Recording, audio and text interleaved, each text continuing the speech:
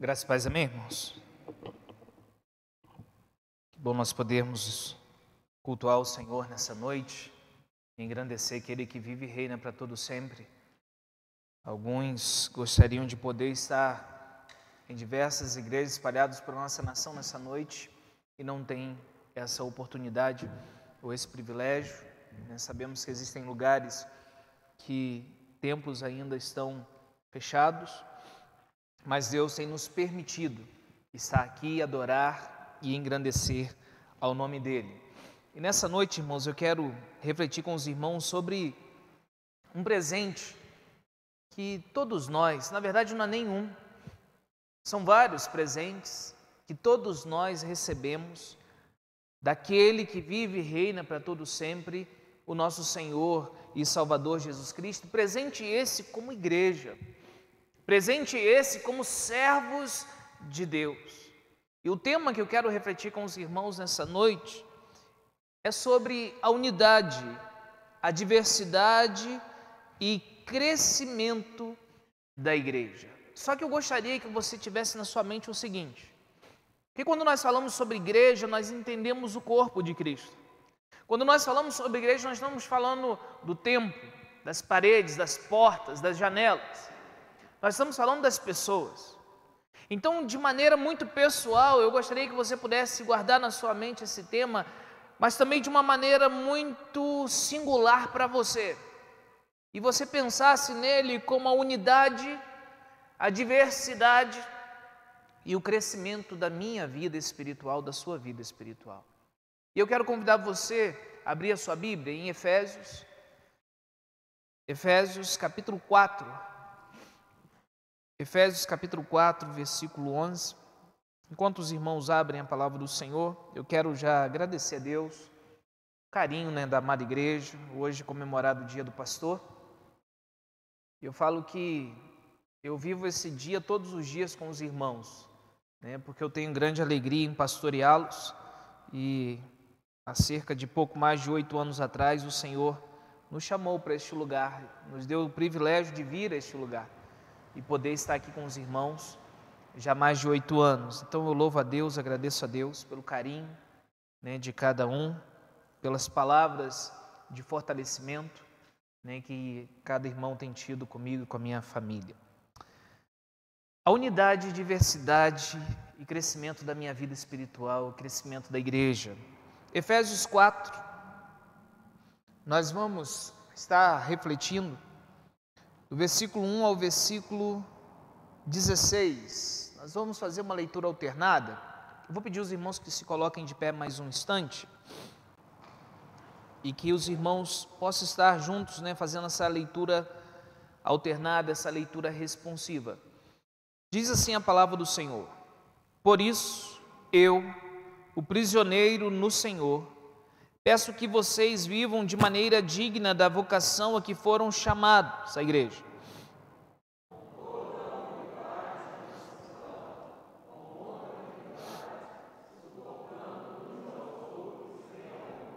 Fazendo tudo para preservar a unidade do Espírito no vínculo da paz.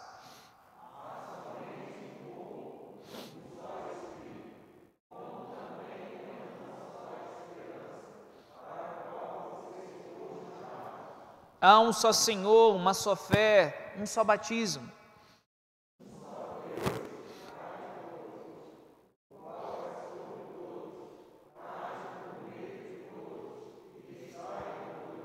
E a graça foi concedida a cada um de nós segundo a medida do dom de Cristo.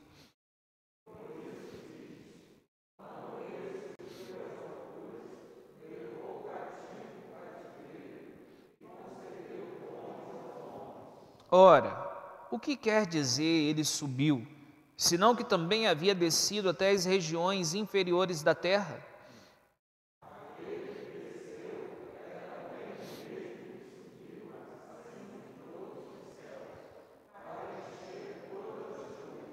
E ele mesmo concedeu uns para apóstolos, outros para profetas, outros para evangelistas e outros para pastores e mestres,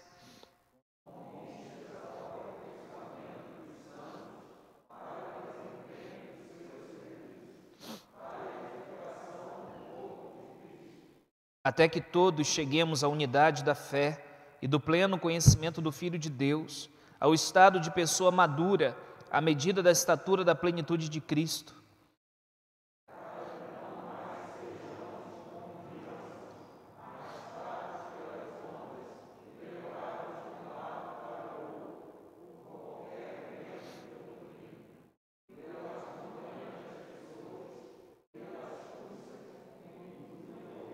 Mas seguindo a verdade em amor, cresçamos em tudo, naquele que é a cabeça, Cristo.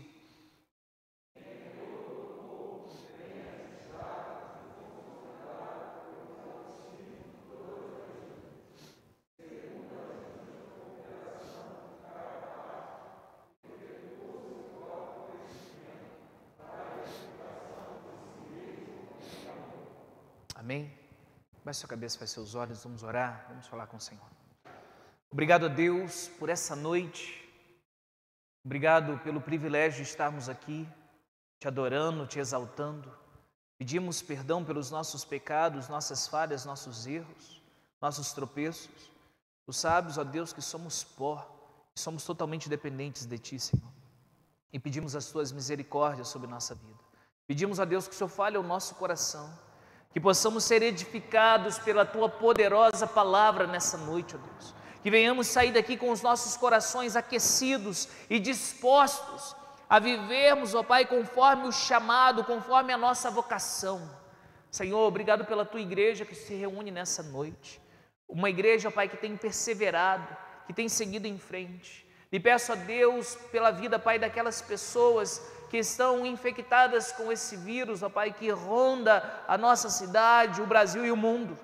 Pedimos, ó Pai, as Tuas misericórdias, que o Senhor, Pai, esteja trazendo cura, esteja trazendo refrigério.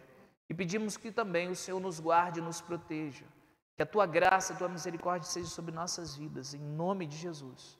Amém e amém. Podeis sentar, irmãos.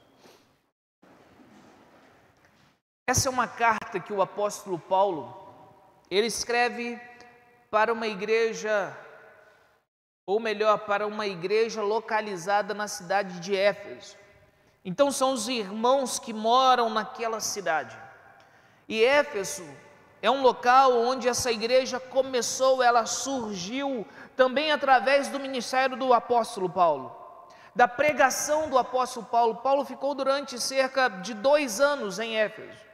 Éfeso, que é uma cidade da Grécia, uma cidade onde ela era politeísta, ou seja, ela adorava diversos deuses.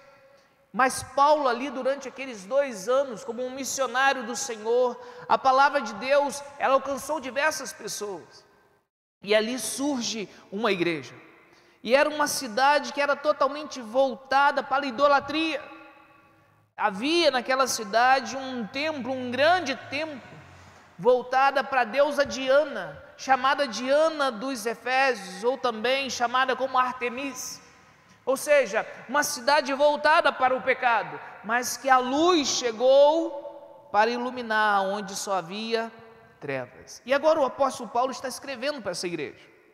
Ele, diz a palavra do Senhor, ele não está em um local tranquilo.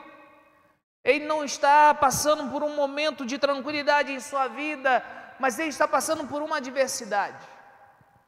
E eu quero convidar você a olhar comigo o verso 1, porque ele diz: por isso eu, prisioneiro no Senhor, peço que vocês vivam de maneira digna da vocação a que foram chamados. O que eu gostaria que você guardasse no seu coração nessa noite, é que Paulo, mesmo estando preso, ele compreendia que o fato de estar ali tinha um motivo. E ele sabia o motivo.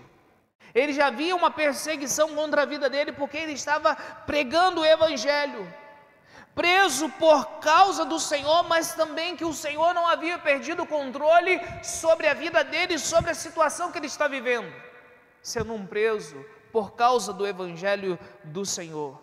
Mas também, através dessa prisão surgem as cartas da prisão, ou seja, diversas cartas são escritas pelo apóstolo. Só no Novo Testamento, se a gente parar para pensar em toda a vida de Paulo, não somente na prisão, foram escritas 13 cartas. dos 27 livros que a gente tem no Novo Testamento, 13 são do apóstolo Paulo, sem contar Hebreus, que nós não sabemos se foi Paulo ou se foi outra pessoa que escreveu. Então o texto que nós começamos a ler, ele nos ensina no contexto do livro de Efésios e nos traz um primeiro aprendizado para a nossa vida. Porque no capítulo 4 em diante você vai começar a ver os deveres da vida cristã. E é muito perigoso quando a gente pega um texto e coloca ele fora de contexto, porque ele pode gerar um pretexto para qualquer coisa, inclusive uma heresia, um falso ensino. Paulo, do capítulo 1 ao capítulo 3, ele fala sobre quem você, quem eu, nós somos em Cristo Jesus. Paulo fala sobre a nossa salvação. Paulo fala sobre as riquezas da graça que você e eu, nós recebemos, que nós somos o povo de Deus, nós somos eleitos por Deus, nós somos salvos em Cristo Jesus, e que todo aquele que creu no Senhor foi selado pelo Espírito Santo de Deus, e Deus habita nele agora. Depois de Paulo, ele fala da nossa posição em Cristo Jesus, que agora os gentios, que somos nós que não somos judeus, porque gentio é todo aquele que não é judeu. E no capítulo 3, e eu quero convidar você a olhar comigo, está aí, só um capítulo antes, versículo 6 diz assim: o mistério é que os gentios são co-herdeiros, membros do mesmo corpo e coparticipantes das promessas em Cristo Jesus por meio do Evangelho.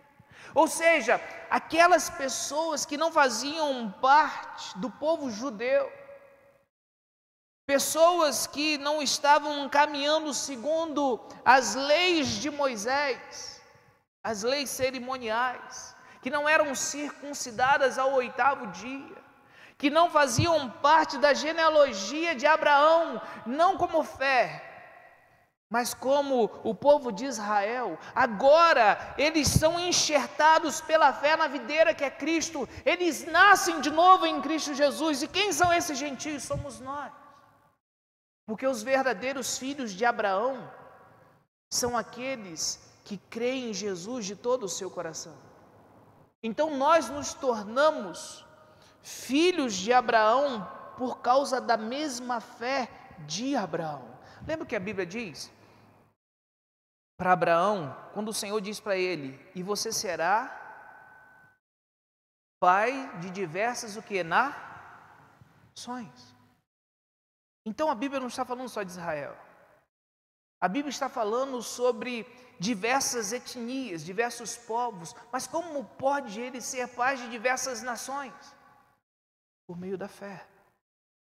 Então quando você crê em Jesus, você se torna pela fé um filho de Abraão.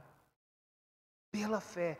Alguém que participa da promessa. E que promessa é essa? Por meio do qual, do descendente de Abraão, Jesus, as famílias da terra serão abençoadas.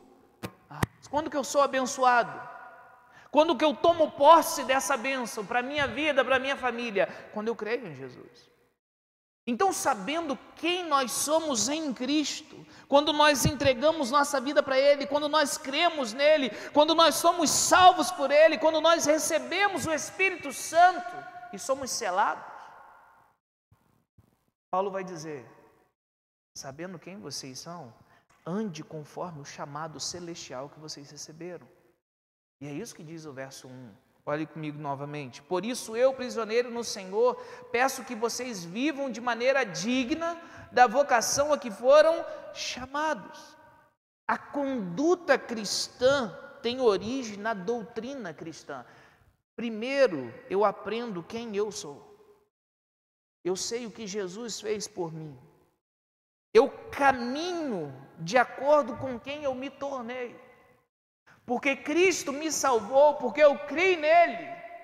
Agora eu vou viver de acordo com a vontade dele. Tem gente que diz assim: não, depois, pastor, que eu acertar um monte de coisa que eu tenho que acertar na minha vida, aí eu vou começar a andar, seguir a Jesus, andar como um cristão. Eu falei: não, renda-se a Cristo hoje. Creia nele de todo o seu coração hoje. Porque o que Paulo está ensinando é isso. E aí sim, você vai andar, seguir os passos de Jesus. Jesus. Então guarde no seu coração, em quem cremos e o quanto confiamos, determina como vivemos.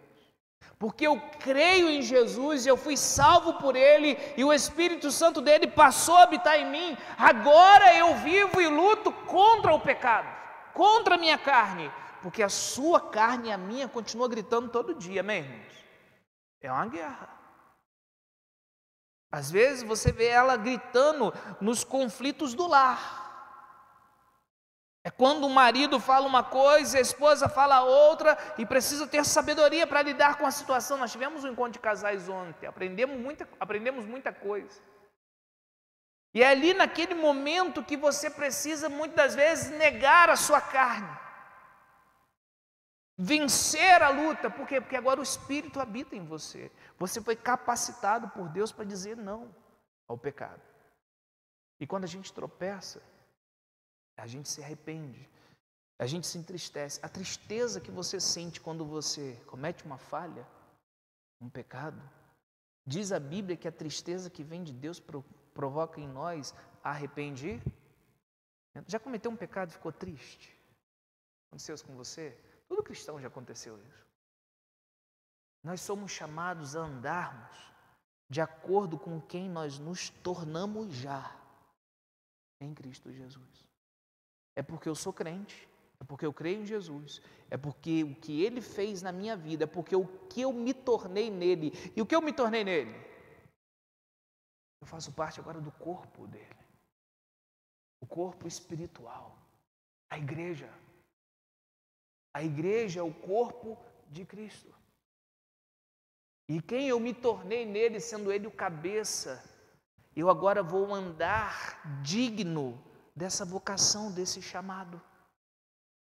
Esse chamado celestial que eu recebi. Efésios 5:1 vai dizer: sede, pois, imitadores de Deus, como filhos amados. E aí Paulo, ele começa dizendo e falando sobre a unidade dessa igreja que somos nós. Ele diz aí: com toda humildade e mansidão, com longanimidade, suportando uns aos outros em amor. E ele diz: fazendo tudo para preservar a unidade do Espírito no vínculo do quê? Da paz. A unidade que temos vem do interior. É o poder de Cristo que habita em nós. A unidade da igreja, irmãos, ou seja, quem nós nos tornamos em Cristo, porque você precisa entender uma coisa: quando você entrega a sua vida para Jesus, você passa a fazer parte de um corpo. E talvez tenha parte do seu corpo que você olha e você fala assim: não acho muito bonito, mas ele faz parte do seu corpo. Não, tem gente que olha para o cabelo e fala assim: nossa. Quem tem reclama, e quem não tem reclama também. Já viu isso? Essa história, né? Tem gente que olha para o nariz e fala assim: rapaz. Às vezes eu brinco com Teté, seu nariz está ficando parecido com o papai. Aí ela fica numa situação delicada, né? Porque com certeza quer que pareça com o da mãe, né? Mas guarde uma coisa no seu coração: cada parte do corpo é importante. Não tem parte do corpo que não seja importante. Esse dia eu estava falando com uma pessoa, com um irmão, estava falando com ele o seguinte: você está fazendo falta. O fato de você não estar lá com a gente está fazendo falta. E a pessoa disse: ah, pastor, não estou fazendo falta não. Está fazendo falta sim. Por quê? Porque é um corpo e não tem como não fazer falta. Eu estou sentindo falta de diversos irmãos hoje aqui. Faz falta, é importante. Nós fazemos parte do mesmo corpo, há uma unidade. E essa unidade não foi criada por nós. Guarde isso no seu coração. Essa unidade foi criada por Deus, pelo Santo Espírito de Deus.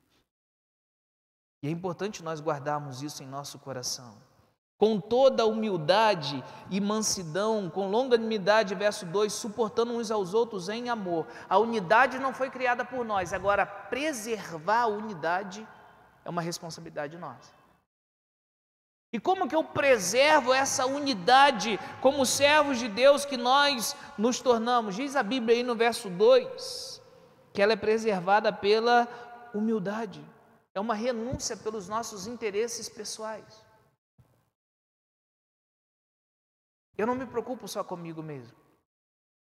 Eu me preocupo com o meu irmão, com a luta dele, com a dificuldade que ele está passando. E isso é humildade. Diz o texto, com a mansidão. Mansidão não é fraqueza. Mansidão é poder sobre controle. A gente nunca pode se esquecer disso. Mansidão é a suavidade dos fortes. É quando a força está sob controle e se age com mansidão. É assim que a gente preserva a paz, esse vínculo, essa unidade. Talvez você já ouviu alguém falando que, se pisar do meu pé, eu saio do salto, como é que é? Desço do salto, né? Sai do salto. Eu desço do salto, né? A mulher fala, né? Eu desço do salto. Mas nós somos chamados para manter essa unidade que já existe, porque nós recebemos todos do mesmo Espírito e passamos a fazer parte do corpo de Cristo. Mas nós mantemos também, está aí no verso 2, a parte B, através da longanimidade, ou seja, suportar até mesmo quem nos provoca. Já foi provocado por alguém? Eu gosto muito de uma definição de longanimidade. Você fala assim, mas que palavrinha, né, pastor? Eu gosto muito dessa definição. Quando você ouvir a palavra longanimidade, pensa assim: paciência esticada ao máximo. É como se fosse até o máximo que você puder. É você ser longânimo. E diz a Bíblia que o Senhor, Ele é longânimo. E se tem uma coisa que nós vemos em nosso Deus é isso. E a Bíblia nos chama a gente ser imitadores dele. Tem hora, Flavinho, que a gente tem que ser longânimo com as pessoas do nosso lar. Com o filho, na verdade, com a filha, com a esposa, com o marido. A gente tem que ser longânimo com o irmão em Cristo. Irmão, ser igreja e fazer parte da igreja é um privilégio, é uma coisa incrível. Agora, existem momentos que você vai ter que exercer a longanimidade. A paciência vai ser esticada ao máximo. E Deus está trabalhando na sua vida também nesse momento.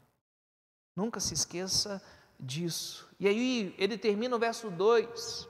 Olhe comigo aí dizendo, versículo 2, com toda humildade, mansidão, longanimidade, suportando uns aos outros em amor. É servir de amparo para o seu irmão, suportar, ser um suporte, ser um amparo por amor. É assim que a gente mantém essa unidade, a gente mantém esse vínculo que nós já recebemos. Mas surge uma pergunta, né? Qual é a base dessa unidade? A gente sabe que nós somos responsáveis por mantê-la. E sempre uma coisa que eu sempre falava bastante, lá no início do ministério aqui na igreja, é, irmãos, nós somos responsáveis por manter a paz. Sempre foi uma coisa que eu falei aqui. Porque a PIB Trajano sempre foi uma igreja pacífica. Então nós somos chamados para manter essa paz que nós já recebemos.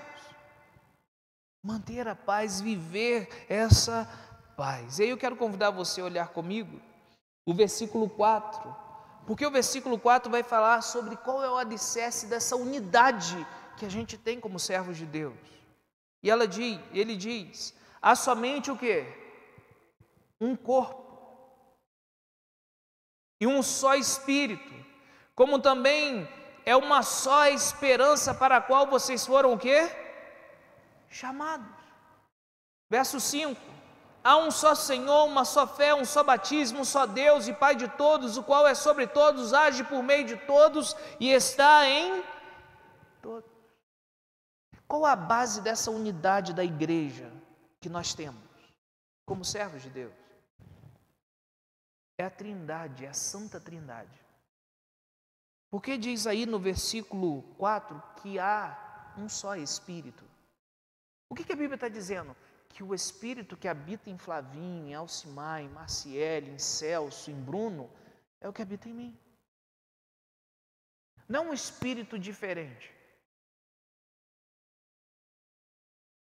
Já ouviu aquela frase assim, o santo dele não bate com o meu? Crente não pode falar isso com crente.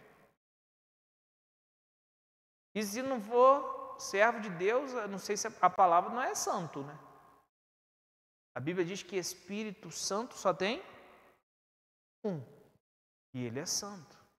Ele é outro. Então a gente precisa compreender isso. Essa unidade está alicerçada na Santa Trindade. Na Santa Triunidade. E o verso 5 nos ensina a um só Senhor. Que Senhor é esse? É o Senhor Jesus Cristo. É aquele que morreu, ressuscitou e subiu aos céus, está à destra de Deus. Ele voltará para buscar a sua igreja. E há só um Deus e Pai de todos. Está aí no verso 6. O verso 4 diz: e é um só corpo. Só existe uma igreja verdadeira, que é o corpo de Cristo, a única família no céu e da terra, e essa igreja é interdenominacional. Existe uma coisa que a gente precisa ter muito cuidado, é o orgulho denominacional. Você tem que ter muito cuidado com isso.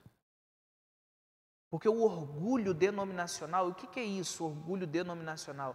É alguém que se acha melhor do que o outro porque ele é da igreja batista, ou porque ele é da igreja presbiteriana, ou porque ele é da igreja Assembleia de Deus, ou porque ele é da igreja universal do reino de Deus, ou porque ele é da igreja metodista, ou porque ele é da igreja Brasil para Cristo, ele se acha melhor. Esse orgulho denominacional é pecaminoso, porque nós fazemos parte da igreja de Cristo Jesus, amém, irmãos? É por isso que quando nós encontramos irmãos em Cristo que são de outras denominações, que professam Jesus Cristo como único Senhor, Rei, Salvador da sua vida, a gente chama de irmãos, porque no céu não tem placa. Então há uma unidade, diz o texto aí no verso 4, um só Espírito que habita na vida de cada crente. Diz a Bíblia em Romanos capítulo 8, verso 9, que se alguém não tem o Espírito de Cristo, ele não pertence a Cristo. Então você que entregou a sua vida para Jesus, eu quero que você guarde algo que é muito importante. Se alguém te perguntar se você é batizado com o Espírito Santo de Deus, se você recebeu o Espírito Santo de Deus, a sua resposta tem que estar em Efésios capítulo 1, versículo 13. Olhe na sua Bíblia o que diz. Efésios capítulo 1, verso 13. Romanos 8, versículo 9, diz que se alguém não tem o Espírito de Cristo, não pertence a Ele. E Efésios 1, 13 diz, já está sendo projetado, nele também vocês, depois que ouviram a palavra ou seja, a Sagrada Escritura, a Bíblia, a Palavra de Deus.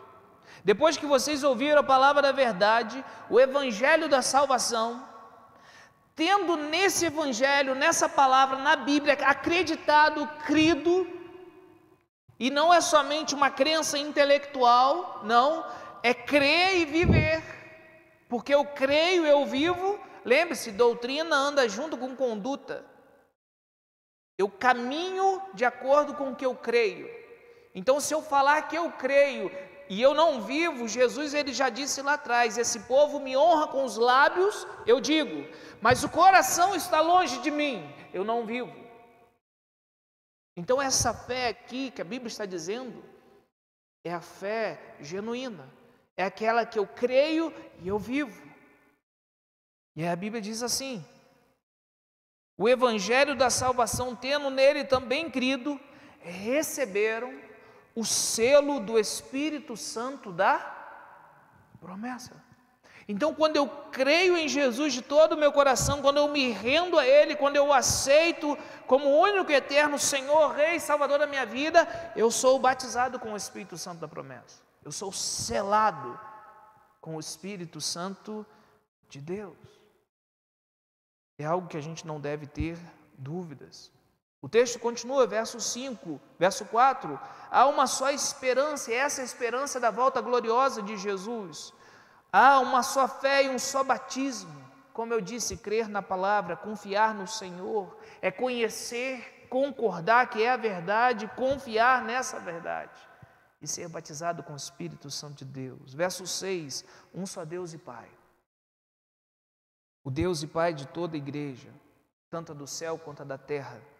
Um Deus que é sobre todos, que age por meio de todos. Olha que coisa incrível. E está em todos. A gente precisa ter cuidado, porque às vezes as pessoas dizem, não, é que o meu trabalho secular e o trabalho do pastor é um trabalho santo. Não. Não é desse jeito. Aonde você trabalha? Quando o Rominho ele vai para o seu trabalho, o trabalho dele é santo. Quando o Vinícius vai trabalhar amanhã, o trabalho dele é santo. Quando você, minha irmã, trabalha na sua casa, o seu trabalho é santo. Quando a Isa vai trabalhar amanhã, o trabalho dela é santo. Quando o Flavinho vai trabalhar, é santo. Não é porque é o trabalho do pastor ou o trabalho do bispo que é santo. Não. É quando eu o faço para a glória daquele que morreu por mim. É quando eu compreendo que quando eu estou na minha casa, arrumando a minha casa, cuidando da roupa dos meus filhos, do meu marido, da minha roupa, quando eu estou cozinhando, eu estou fazendo para a glória de Deus. Ele se torna santo. Nós não podemos esquecer disso. Guarde isso no seu coração. Porque você separou aquilo para glorificar quem? A Deus. Eu lembro de uma história de um funcionário de uma prefeitura que ele, na época, ele trabalhava cavando buraco. E eles trabalhavam o dia todo no enxadão cavando buraco, porque tinha que passar aquelas manilhas e tudo mais. Hoje a gente sabe que a maioria é feita com maquinário. E aí sempre que chegava no final do dia, e aí chegava, né, o caminhão que ia levar o pessoal, e aí eles subiam no caminhão para ir embora, e aquele funcionário ele ficava alguns instantes olhando para o buraco. E o pessoal ficava gritando, vambora fulano, vambora fulano. E todo dia, dia após dia, aquilo se repetia, ele sempre ficava ali mais um minutinho, alguns segundos, olhando para o buraco que ele fez o dia todo. Um dia, final do dia, já 5 horas da tarde, o pessoal já subiu para ir embora, e ele parou ali com o seu enxadão e ficou olhando para o buraco. E aí uma pessoa não aguentou de curiosidade, desceu do caminhão, chegou para ele, bateu no ombro e falou assim, deixa eu fazer uma pergunta. Pode falar. Todo dia, quando chega 5 horas, o que a gente mais quer é o quê? Casa. E você sempre atrasa a gente alguns instantes. O que você fica fazendo olhando para o buraco que você cavou? Ele disse o seguinte, depois que eu faço o buraco, e eu olho para ele, eu fico pensando e falando o seguinte, Deus, ele estava orando. Alguém pode fazer até um buraco igual. Mas melhor, esse é o melhor que eu fiz para a glória do teu nome. A minha pergunta para você é, você acha que Deus recebeu a glória pelo buraco cavado? Claro que sim. Deus ele está olhando para o seu coração, para as suas intenções. Nunca se esqueça disso. Às vezes nós erramos tentando fazer certo. Já aconteceu isso com você? Às vezes acontece. Mas nunca se esqueça de uma coisa. Deus sabe a intenção que você estava tentando fazer aquilo. E talvez você vai ser criticado. Talvez você vai ser mal falado. Mas Deus sabe a intenção do seu coração. Nunca se esqueça disso. Então o texto ele diz que esse Deus ele está agindo em todos. Ele está agindo por meio de todos, e Ele está em todos, que nele crê. Que bom saber disso. Há um sacerdócio real, uma nação santa, um povo de propriedade exclusiva de Deus. E eu tenho que correr porque a hora já foi, não é verdade? Voltamos a Efésios capítulo 4. E aí o texto ele diz assim no verso 7: e a graça foi concedida a cada um de nós segundo a medida do dom de Cristo. O apóstolo Paulo ele diz: sabe essa unidade que vocês têm em Cristo, que é um só Senhor, um só Pai, um só Espírito, um só corpo, um Deus que age em todos, por meio de todos e através de todos. E ele agora fala sobre a diversidade. Ele diz: e a graça foi concedida a cada um. Que graça é essa? É a palavra charisma, é o dom que nós recebemos, o presente. Por isso diz, quando ele subiu às alturas, quem? Jesus levou cativo o cativeiro e concedeu dons aos homens. Primeiro nós recebemos a salvação e depois nós recebemos dons. O que são dons espirituais? São habilidades concedidas pelo Senhor, repartidas pelo Espírito Santo, não para você viver com o seu dom para você, é para você servir ao próximo. Nunca se esqueça disso. Nunca se esqueça disso. O dom que você recebeu, pastor, eu entreguei minha vida para Jesus, eu tenho um dom? Com certeza, no mínimo um. Pastor, como que eu descubro o meu dom? Fazendo, agindo, servindo. Como é que você sabe que seu filho sabe jogar bola? Não. Bota ele para jogar bola.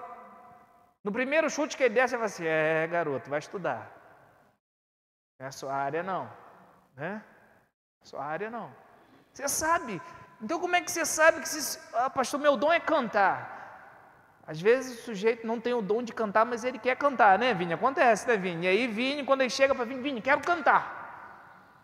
E aí Vini depois fica naquela situação: meu irmão, eu acho que é outro ministério. É difícil, né, Vini, falar que é outro ministério, né?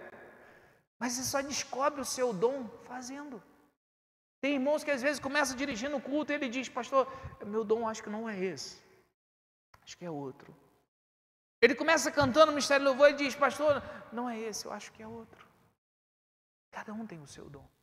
Mas lembre-se, cada um recebeu um dom. E diz o texto que quando ele subiu às alturas, Jesus, ele levou o cativo, o cativeiro, aquilo que aprisionava você e eu. O inimigo agora não tem mais domínio sobre nossas vidas. E ele distribuiu dons aos homens. Ora, que quer dizer que ele subiu, senão que também desceu, que também havia descido até as regiões inferiores da terra. Ou seja, antes de Jesus subir aos céus, ele veio, ele morreu numa cruz, ele foi sepultado, ressuscitou o terceiro dia. Ele venceu a morte. Aquele que desceu é também o mesmo que subiu acima de todos os céus para encher todas as coisas. E ele mesmo concedeu uns para apóstolos, outros para profetas, outros para evangelistas e outros para pastores e mestres. Sempre fica uma situação aqui nesse texto. Se o texto está falando sobre ofícios, os apóstolos que já aconteceram lá no passado, por isso a doutrina dos apóstolos do Antigo e Novo Testamento, os profetas que passaram, ou se nós estamos tratando aqui sobre dons mesmo. E se a gente for passar para pensar aqui sobre dons de apostolado, são aqueles que levam a mensagem a locais que nunca ninguém chegou. Eles vão desbravando fronteiras, né? Eles vão abrindo caminho. O profeta é aquele que tem uma pregação ética, de santidade, que vem mais no sentido do arrependimento, sabe?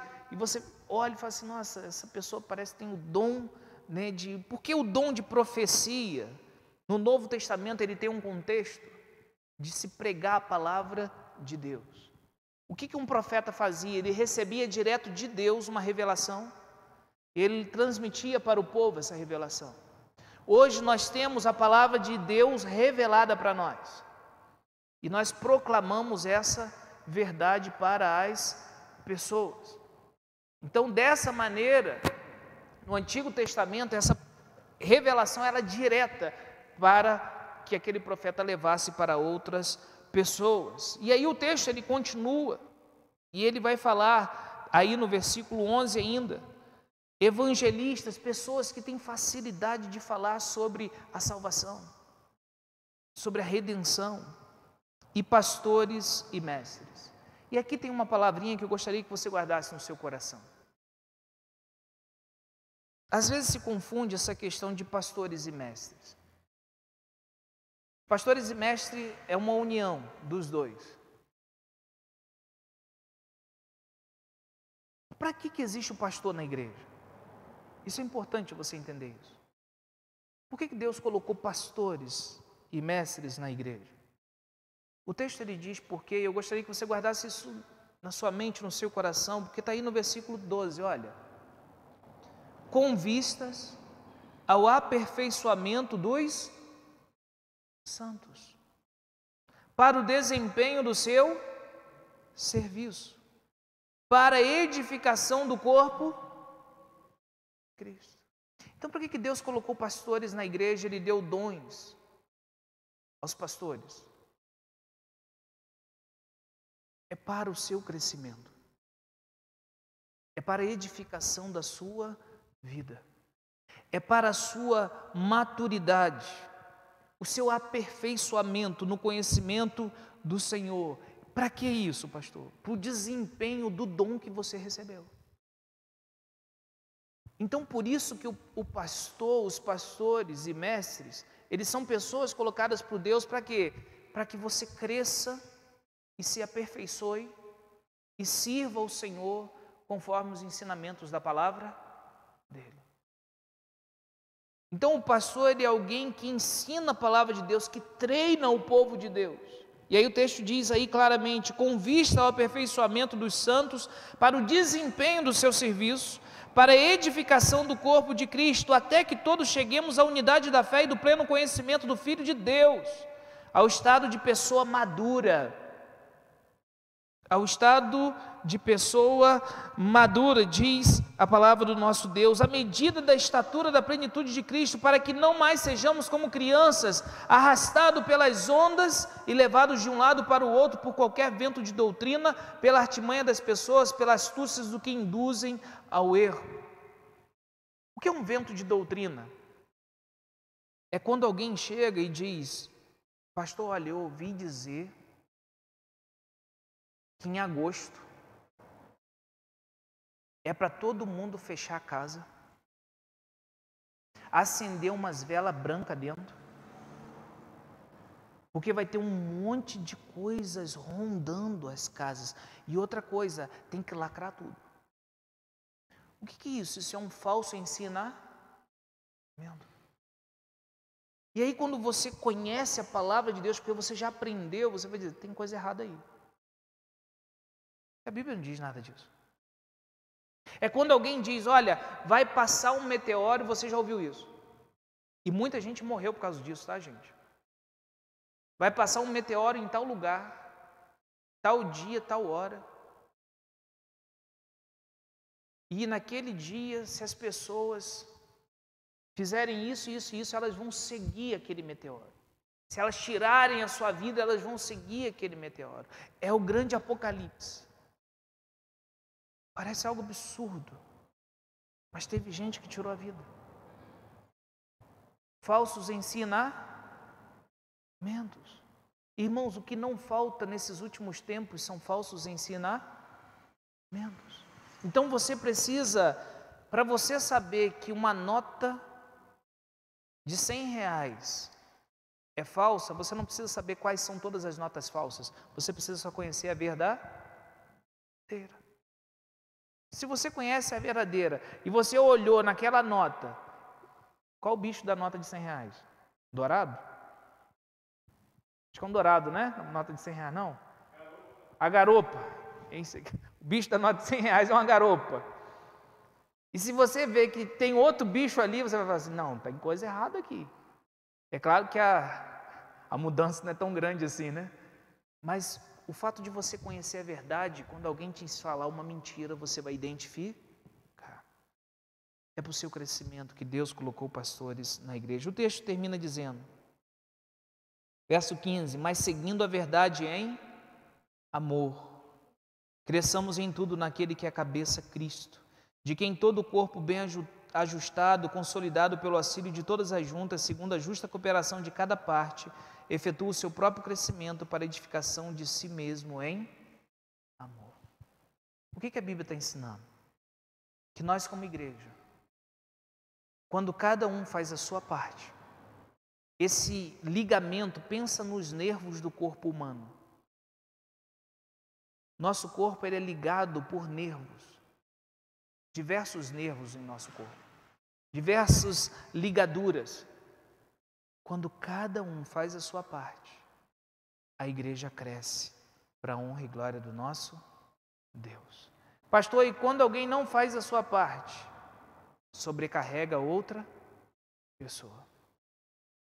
Nós somos chamados, irmãos, para viver esse crescimento em nossa vida espiritual. Para entender que a gente faz parte de um corpo, de uma unidade. Eu gosto muito de uma ilustração, e eu termino com ela, do Dr. Augusto Nicodemos. O Dr. Augusto Nicodemos, ele diz algo muito interessante. Ele fala o seguinte: a igreja não é um ônibus, onde o pastor é o motorista e o tesoureiro é o cobrador.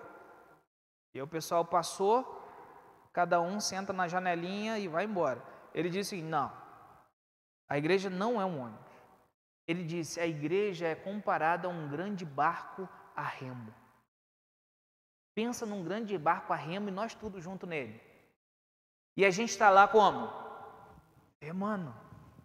Pensa, Carol está remando, Oséias está remando, Luzia está remando, Flavinho está remando, Maciele está remando. E aí, de repente, um para de remar. Ô, meu amigão, rema aí, tá? Rema aí, porque é para todo mundo remar. Porque se um não remar, vai sobrecarregar o outro. Então, lembre-se disso. É o auxílio de todas as juntas que faz com que a gente siga em frente e a igreja continue crescendo. Amém, irmãos? Esse grande barco é remando para a honra e glória do nosso Senhor e Salvador Jesus Cristo. A grande ideia dessa mensagem para a nossa vida, ela diz: a igreja de Cristo vive em unidade, diversidade, que são os dons, e seguindo a verdade em amor, com o auxílio de todas as juntas, crescendo para a glória do Senhor. É o auxílio de todas as juntas que faz com que ela cresça para a glória do Senhor. Amém? Que a gente possa viver isso na nossa vida. Que a gente possa entender que é uma união, é uma unidade, mas em diversidade. Cada um tem o seu dom. E quando todos estão juntos, contribui para o avanço dessa obra, para a obra do Senhor. Então, você que está em casa, você que está presente aqui, não pare. Continue remando, continue seguindo em frente. Nós estamos passando por uma pandemia, nós sabemos disso. Mas nós não podemos parar a nossa missão, a missão que Deus deu para você e que Deus deu para mim. Que a gente possa continuar avançando o reino para a honra e glória do Senhor. Baixe sua cabeça, feche seus olhos. Vamos orar, vamos falar com o nosso Deus. Obrigado, Senhor, pela Tua palavra. Obrigado porque nós crescemos, ó Pai, conforme a Tua vontade nessa noite. Perdoe, Pai, quando às vezes nós paramos de remar. Perdoe, ó Deus, quando nós esmorecemos. Perdoe, Deus, quando nós tropeçamos. E ajuda-nos em nossas fraquezas. Que venhamos confiar no Senhor de todo o nosso coração. E obrigado porque nós já estamos em Cristo Jesus.